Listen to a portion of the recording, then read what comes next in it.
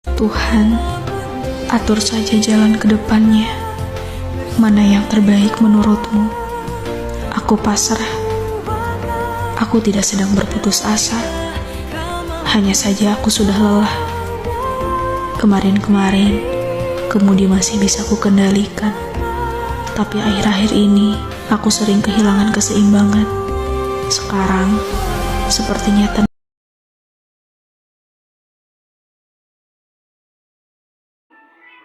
Saya terima nikah dan kawinnya Oktaviana Dian Cahyani binti Nanang Cahyani dengan mahar tersebut dibayar tunai. Sah.